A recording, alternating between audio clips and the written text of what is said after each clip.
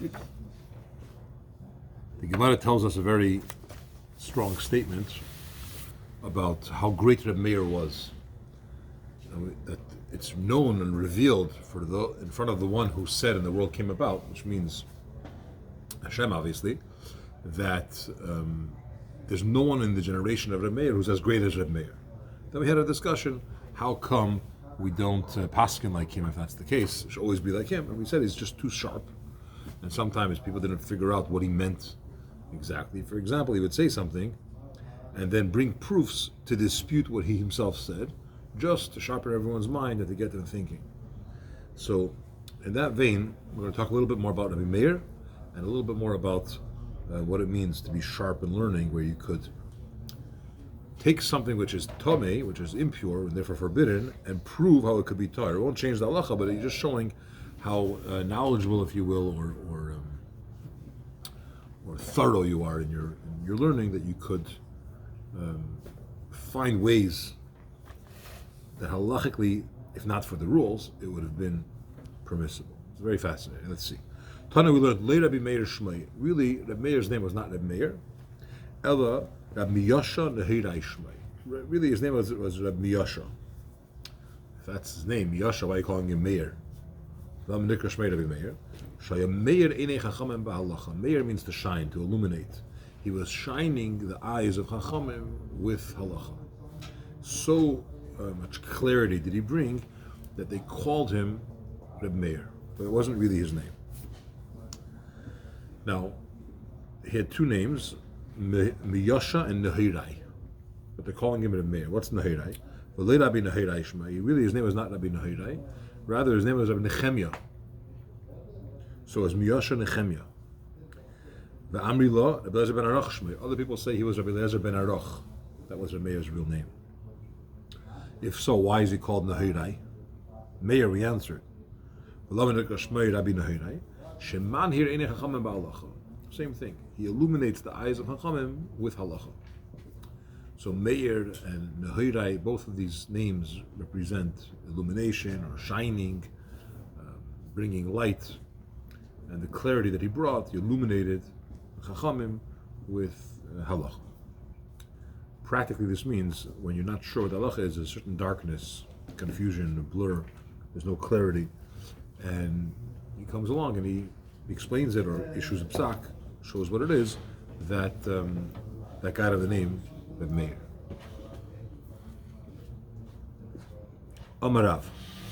Rav said, there's another gersh that it wasn't Rav, it was Rebbe. But he said, this that I happen to be sharper than my friends. When it comes to learning, I understand things much clearer and sharper and thorough. The reason why I have this ability, I saw Rabbi Meir from the back. I didn't see Rabbi Meir's face, different era, but I once saw him from behind. He was walking and I saw the back of him. And just the fact that I saw Rabbi Meir, that's how great of a tzaddik Rabbi Meir was, it affected me that today I'm sharper in my learning than my contemporaries, who did not have the chance to see him. I would have seen it from the front, I would have seen his face. The effect it would have had on me, I would be even sharper than I am now. In other words, the results of seeing such a great tzaddik like Rabbi Meir caused this sharpness, this clarity, this essentially being smarter as a result. The pasuk in Yeshaya says, your eyes should see your Rebbe, should see your teacher. So if I would have seen, I would have been even sharper than I am now. Okay, so this is more about Reb Meir. First we said there was a statement that it's revealed and known in front of Hashem there's no one as great as him. We also said his name, that it was given to him, which wasn't really his original name, was because of how much clarity and light, illumination he brought to Chachamim. And now we're saying more than that. Rebbe says that the sharpness that I have, the clarity that I have, is because I saw him from the back. So you see how great of a tzaddik he was.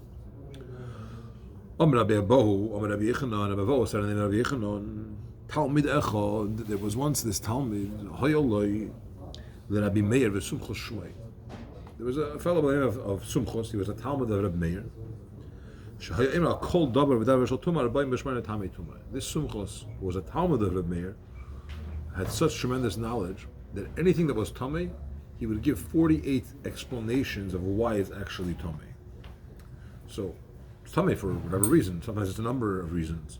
But if you know halacha really well, you could bring out many other reasons why this would be Tamei. And he did, 48 of them. And anything that was Tahar, you had a question, is it Tamei or is it Tahar? In the end, you issued a verdict for whatever reason, psak, that it's Tahar. Sumchos would come along and find 48 reasons of why it would be Tahar. On this topic of adding more reasons to something that's already there, which expresses the amount of knowledge and learning, so the Gemara tells us a story. Tana, we learned, Talmud Vosik Haya B'Yavne, there was a very thorough, sharp Talmud who lived in Yavne, which is the yeshiva. He would purify a sheretz. We know that in Torah, sheretz are things that crawl, insects and things that are tamei. He would find 150 ways to make it tar. Obviously, it's not tar because Torah said it's not. But using the quote science of Torah, I don't want to use the word science, but using the principles of Torah, he was able to find 150 ways to be retired. Omar Rava, Rava, and others say it was Ravina said, Ani odun wa ta'arenu. I'm going to judge this, and I'll find a way to make it tar. I don't know the 150 ways that he said, but I'm going to find a way to make it tar. What's the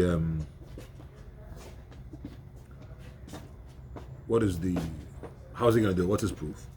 Ma nochash, just madach, a snake, a serpent, right, a snake, shememis, that brings, that kills, right?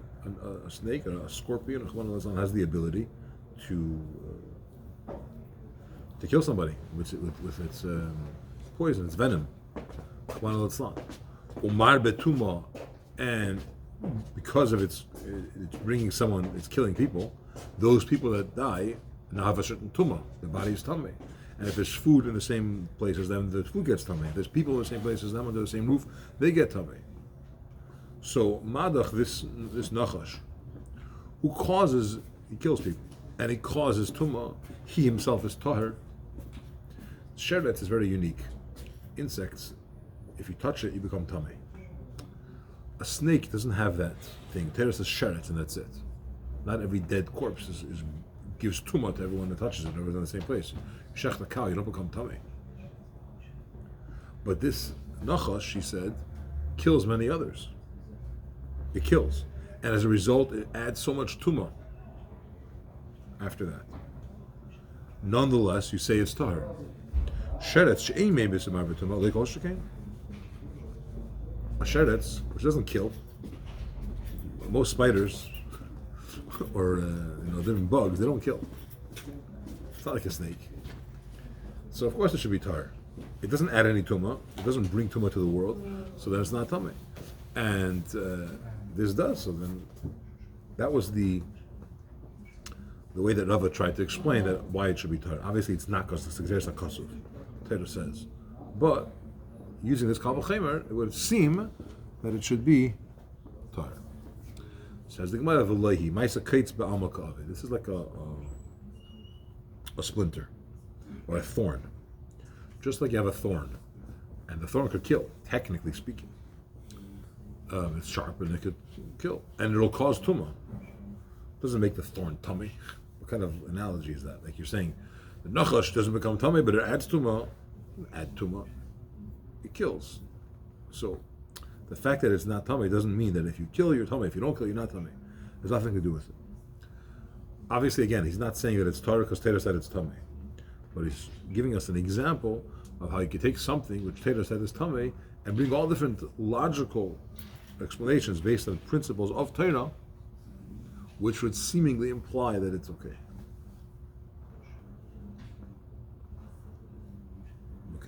Omar Reb Abba Amar Shmuel. Reb Abba said the name of Shmuel. Sholish Shonim Nechelku Beis Shammai Beis Hillel. For 3 years, Beis Shammai and Beis Hillel were arguing. Halal Omer Halacha K'Meisenu. Halal Omer Halacha K'Meisenu. Beis Shammai said halacha is like us, and Beis Hillel said halacha is like us. Okay, they had arguments, a lot of Shem Shamayim arguments. For the sake of heaven, it wasn't politics, it wasn't ego, it wasn't power.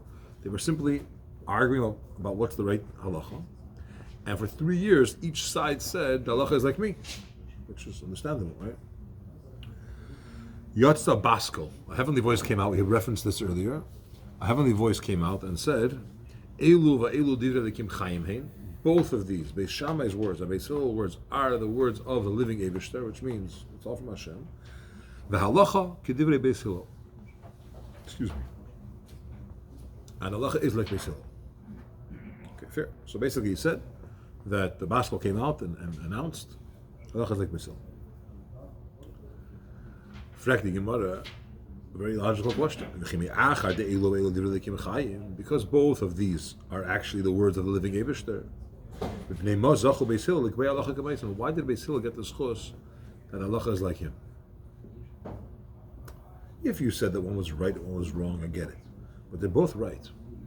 So what was special or unique about Beis Hillel that he gets halacha is like him?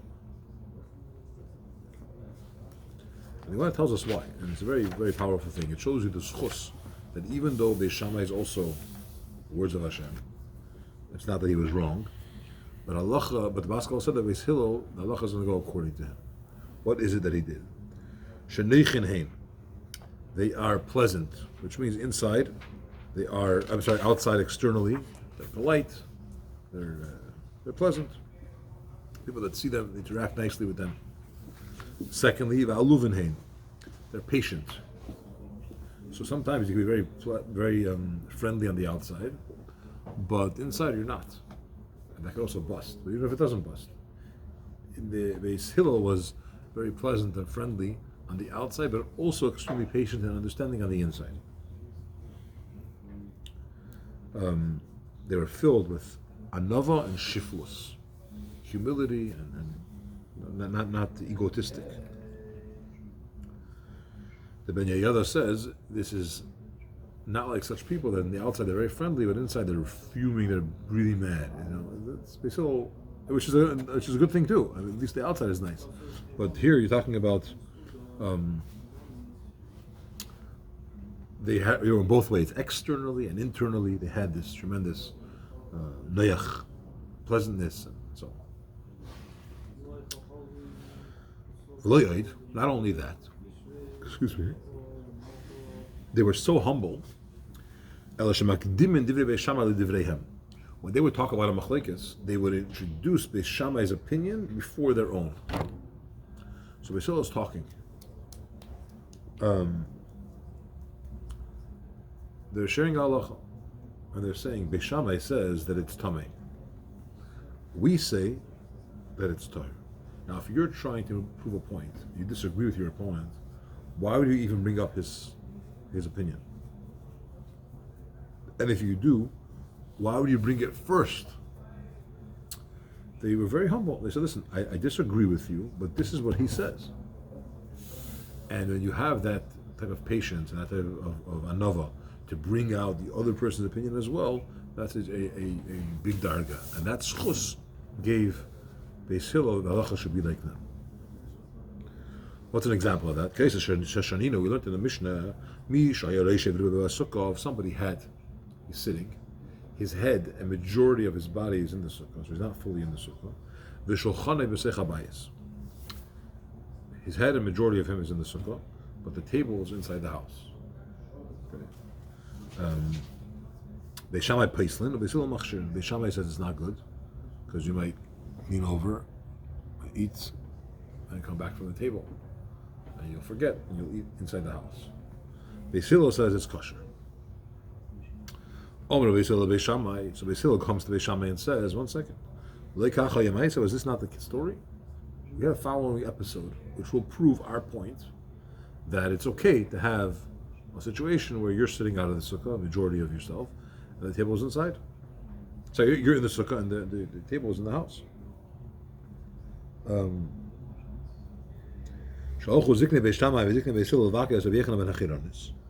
elders of Beis Shammai and the elders of Beis Hillel went to visit Rabbi Yechanan, the son of Al-Chiranis.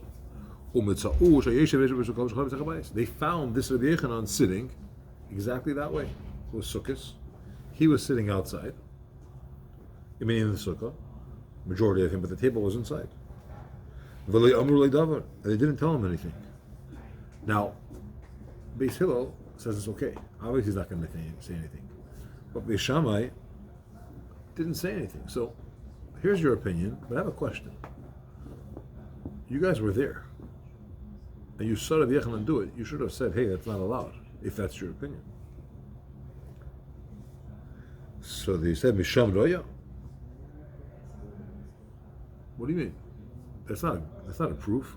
On the contrary, on the contrary, we did tell him.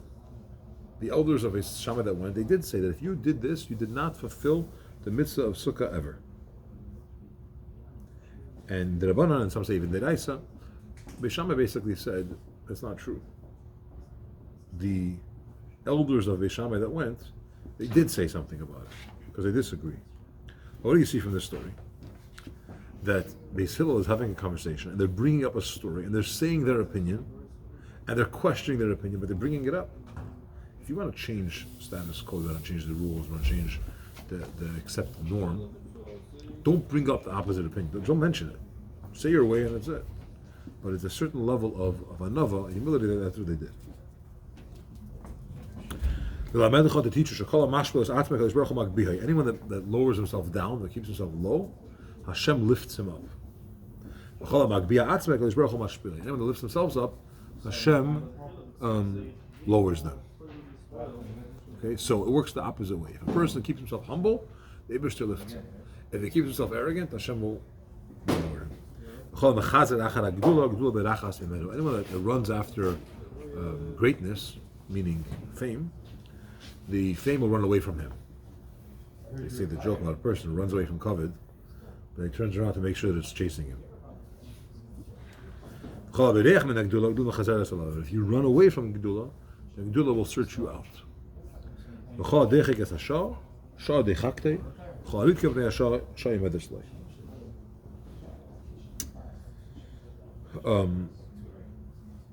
Anyone that pushes the hour, which means he's not being successful, and he's going longer and going further, and really, the shah's the hour, the mazel of that hour is going to push him away. He's not going to be successful.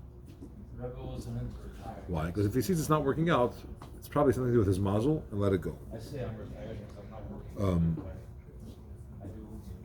But someone who gets pushed away because of the shah, meaning he sees it's working out, but he doesn't keep running there, the shah will wait for him.